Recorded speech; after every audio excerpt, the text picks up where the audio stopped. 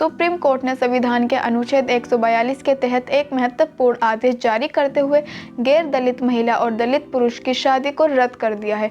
Court ने आदेश दिया है कि महिला के बच्चों को अनुसूचित जाति यानी एससी का प्रमाण पत्र मिले क्योंकि उनके पिता दलित समुदाय से आते हैं। असल में जूही पोरिया और प्रदीप पोरिया के तलाक के मामले में सर्वोच्च अदालत ने यह फैसला सुनाया है। जस्टिस सूर्यकांत और उज्जवल भुइया की पीठ ने यह साफ कहा है कि गैर दलित महिला अनुसूचित जाति के सदस्य शादी के माध्यम से प्राप्त नहीं कर सकती, लेकिन अनुसूचित जाति के व्यक्ति के जन्मे बच्चे एससी प्रमाण पत्र के हकदार होंगे। न्यायमूर्ति कांत के अगुवाई वाली पीठ ने पति से कहा कि वह संबंधित अधिकारियों से संपर्क करे और 6 महीने के भीतर दोनों बच्चों के लिए एससी प्रमाण पत्र प्राप्त करें। कोर्ट ने कहा कि वे स्नातकोत्तर तक उनकी शिक्षा का सारा खर्च वहन करेंगे, जिसमें प्रवेश और ट्यूशन फीस के साथ साथ बोर्डिंग और लॉजिंग खर्च भी शामिल है। कोर्ट ने यह भी कहा है कि महिला और बच्चों के आजीवन भरण पोषण के लिए एक मुश्त समझौते के अतिरिक्त पुरुष को यह राशि देनी होगी। महिला को 42 लाख एक मूर्त रूप से पति से मिलेंगे। सुप्रीम कोर्ट ने कई फैसलों से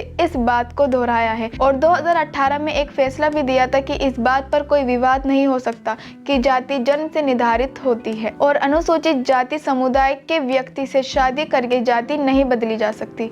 बता दें कि 11 साल का बेटा और 6 साल की बेटी पिछले 6 सालों से रायपुर में अपनी नाना नानी के घर गैर दलित महिला के साथ रह रहे हैं। कोर्ट ने इसी के साथ दोनों बच्चों को एससी जाति प्रमाण पत्र हासिल करने का फैसला दिया। सुप्रीम कोर्ट ने कहा कि बच्चों को सरकारी शैक्षणिक संस्थाओं में प्रवेश और रोजगार के उद्देश्य से अनुसूचित जाति माना जाएगा। संविधान के अनुच्छेद 142 के तहत कोर्ट ने यह फैसला सुनाया है। आइए जानते हैं कि आखिर संविधान के अनुच्छेद 142 में ऐसी क्या शक्ति है जिसे सुप्रीम कोर्ट यूज कर सकता है। संविधान के अनुच्छेद 142 का प्रावधान भारतीय सुप्रीम कोर्ट को विशेष अधिकार प्रदान करता है। इस अनुच्छेद के तहत सुप्रीम कोर्ट को यह शक्ति प्राप्त है कि वह न्याय की व्यवस्था सुनिश्चित करने के लिए कोई भी आदेश या दिशा दे सकता है, चाहे वे किसी कानूनी प्रावधान में स्पष्ट रूप से नहीं हो। इसे ओम्बिनी पावर भी कहा जाता है क्योंकि इसका उपयोग कोर्ट किसी विशेष मामले के निपटारे के लिए कर सकता है जिसमें कानूनी दायरे से बाहर जाकर के न्याय का रास्ता तलाशने की आवश्यकता हो।